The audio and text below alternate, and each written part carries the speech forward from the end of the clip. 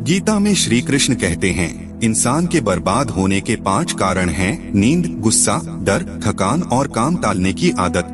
दुख क्यों होता है? दुख का कारण क्या है? यूं तो दुख हर इंसान के पास होता है। इस पृथ्वी पर कोई ऐसा इंसान नहीं है कि उसने दुखों का सामना न किया हो। कहते हैं सुख दुख तो एक मित्र है, सुख जाता है तो दुख आता है और दुख जाता है तो सुख आता है। जैसे रात के बाद दिन आना तय है, वैसे ही आपके पास अगर दुख है तो भगवान पर विश्वास रखिए, सुख भी आना तय है। भगवत गीता में श्री कृष्ण कहते हैं, गीता के अनमोल वचन मनुष्य को जीवन जीने की सही राह दिखाते हैं। गीता जीवन में धर्म, कर्म और प्रेम का पाठ पढ़ाती है। गीता संपूर्ण जीवन दर्शन है और इसका अनुसरण करने वाला व्यक्ति जीवन में कभी निराश नहीं होता है, कभी दुख नहीं होता है। जय श्री कृष्णा। दोस्तों, आप हमारे चैनल पर पहली बार आए हैं तो चैनल को सब्सक्राइब करके कमेंट में जरूर लिखें जय श्री कृष्ण। भगवान ने हमको मानव देह भगवत प्राप्ति के लिए दिया है, लेकिन माया के अज्ञान के कारण हमने एक बड़ी गलती ये कर दी कि अपने को आत्मा होते हुए शरीर मान लिया। जिस प्रकार गणित में 2+2 में 4 के स्थान पर 5 लिख दे तो आगे का सब गणित गलत हो जाता है। ठीक उसी प्रकार आत्मा के सही नातेदार भगवान को अपना न मानकर संसार के नातेदारों को अपना मानने पर हमको शरीर संबंधी दुख मिलते हैं। हम ये माने हुए हैं कि हम शरीर हैं और जिनको इस जन्म में हम नातेदार कहते हैं, उनमें आसक्ति होने के कारण अगले जन्म में वे ही हमारे नातेदार बनेंगे और ये नाटक अनादि काल से अनंत बार से होता चला आ रहा है।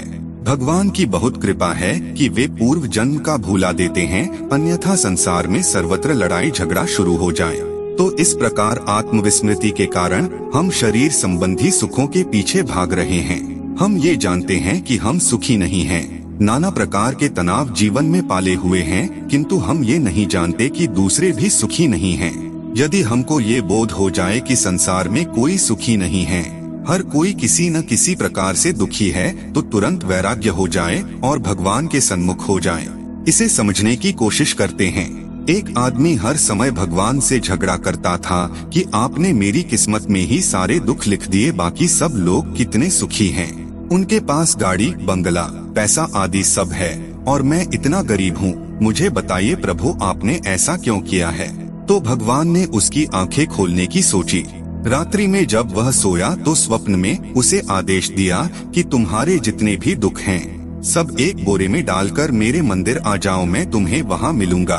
उसकी नींद खुल गई। उसने भगवान की आज्ञा पालन करने का सोचा और उनका आदेश मानकर सारे दुख बोरे में भरकर सुबह अंधेरे अंधेरे घर से निकल पड़ा। वह क्या देखता है कि उसके अड़ोसी पड़ोसी सब एक एक बोरी लेकर आ रहे हैं। वह सोच में पड़ गया, इन्हें भी दुख है, भगवान ने इन सबको भी स्वप्न दिया है। ये सब देखने में तो बड़े सुखी लगते हैं और इनका बोरा तो मुझसे भी बड़ा है। उसे बहुत आश्चर्य हुआ। खैर, सब मंदिर पहुँचे। भगवान ने आकाशवाणी की कि इस दीवार पर कील गड़े हुए हैं, अपने अपने बोरे कील में लटकाकर बगल में खड़े हो जाओ और सोच लो कौन सा बोरा बढ़िया है।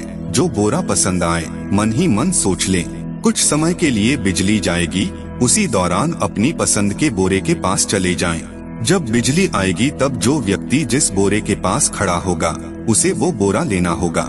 कुछ ही देर में बिजली बंद हो गई और जब बिजली आई तो पाया गया कि सब अपने अपने बोरों के पास ही खड़े हैं। ऐसा इसलिए हुआ क्योंकि हर व्यक्ति ने थी सोचा स्वयं के दुख तो वह जानता है, परंतु दूसरे के बोरे में क्या निकले नहीं जानता। हो सकता है कुछ ज्यादा दुख निकले। तो इस प्रकार यह भ्रम दूर हो गया कि हम ही दुखी हैं, बाकी सब सुखी हैं। जब तक भगवान को प्राप्त नहीं कर लेते तब तक कोई भी सुखी नहीं हो सकता। परमात्मा ही सब कुछ है, देने वाला भी वही है और लेने वाला भी हुई है। परमात्मा कहते हैं, जिसको भी जितना धन दौलत मिला है उसी में खुश रहना चाहिए। जिसको ज्यादा धन दौलत मिला है वह व्यक्ति अवश्य ही पिछले जन्म में जरूर कोई पुण्य किया होगा। गीता में लिखा है कि ज्यादा खुश या फिर ज्यादा दुखी होने पर निर्णय नहीं लेना चाहिए, क्योंकि यह दोनों परिस्थितियां आपको सही निर्णय नहीं लेने देती हैं। अत गड़बड़ी का मुख्य कारण आत्मविस्मृति है। ये गड़बड़ी तब ठीक होगी जब हम निश्चय करेंगे कि मैं शरीर नहीं आत्मा हूँ, तब आत्मा के सुख के लिए प्रयत्न करेंगे। हम चूने के पानी को मथ रहे हैं और मक्खन निकलने की आशा कर रहे हैं, इस बात से अनजान हैं कि मक्खन तो दूध दही से निकलता है। हम गलत जगह कोशिश कर रहे हैं। लेकिन मानव देह का महत्व समझते हुए अब भगवान को पाने के लिए तीव्र प्रयत्न करना होगा। भगवान तो हमारे अंदर ही हैं। सिर्फ मन से उन्हें प्रेम करना है, वो दिव्यानंद हमें प्राप्त हो सकता है और मानव देह सफल बना सकते हैं। हमने अपने जीवन में हमेशा बाहर की परिस्थिति को दोष दिया है। जीवन भर कभी परिवार वालों पर, कभी मित्रों पर, कभी परिस्थिति पर दोषारोपण किया, किंतु कभी अपनी जिम्मेदारी नहीं मानी। हमारी भक्ति करने की अंदर से ही इच्छा नहीं है और हम परिस्थिति को दोष देते हैं। कोई भी परिस्थिति हमको बुरा कार्य करने को प्रेरित या पापात्मा नहीं बनाती है, बल्कि पाप करने की मंशा हमको पापात्मा बनाती है। परिस्थिति हमको बनाती नहीं है, वह हमारी आंतरिक इच्छाओं को व्यक्त करने का अवसर देती है। परिस्थिति को ठीक करने के लिए हमको अपने मन से युद्ध करना होगा। अंदर मन को ठीक कर दिया तो बाहर की परिस्थिति अपने आप ही ठीक हो जाएगी। भक्ति में उधार नहीं करना चाहिए। अपने मन को नियंत्रण करके भगवत भक्ति में जुट जाना होगा। संसार को दोष देना व्यर्थ है, क्योंकि संसार ईश्वर का रूप है। ईश उपनिषद के प्रथम मंत्र के अनुसार भगवान ने संसार बनाया ऐसा नहीं है, वरन भगवान ही संसार बन गए। जैसे मकड़ी अपना जाल बनाने के लिए धागा अपने अंदर से निकलती है, अर्थात मकड़ी स्वयं धागा बन जाती है। वैदिक फिलॉसफी के अनुसार भगवान ही संसार के निमित्त एवं उपादान के कारण है। सुनिए भगवत गीता में श्री कृष्ण ने क्या बोला है। श्री कृष्ण का कहना है कि मनुष्य को किसी भी परिस्थिति में हौसला नहीं हारना चाहिए। जब तक आपकी सोच और विचार अच्छे नहीं हो जाते, तब तक आपके अच्छे दिन नहीं आते हैं। भगवान ने संसार बनाया और तत्व भी वे ही बन गए। संसार भगवान का ही रूप है। भगवान का रूप होने के कारण इस संसार में कोई त्रुटि नहीं है। संसार बिल्कुल ठीक बनाया गया है, इस लक्ष्य से कि जीव अनादि काल से मायाधीन है, दुख पा रहा है, तो ठीक उन्नति करके मायातीत हो जाए। परंतु लोग प्रश्न करते हैं कि यदि संसार भगवान का बनाया हुआ त्रुटि रहित है, तो फिर मनुष्य को दुख क्यों है, तरह तरह की बीमारियां क्यों हैं? हमारे जीवन में कष्ट और दुख की परिस्थिति इसलिए आती है कि हम उसका सामना करते हुए अपनी उन्नति करें और जीवन में सफल बने।